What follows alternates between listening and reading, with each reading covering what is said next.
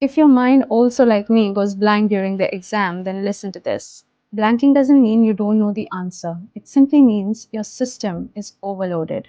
When the body goes into stress, the brain shifts into survival mode, and the memory access temporarily shuts down. This 5 sense reset technique really worked for me. Press your feet firmly on the floor. Name 3 things that you can see around, like my son in the background. Feel the chair or the floor supporting you. Exhale slowly. Try this simple humming. And if you're up for it, you can go Om 3 times. This tells your body, I'm safe. And your memory starts coming back. You're not unintelligent. Your system just needed a reset.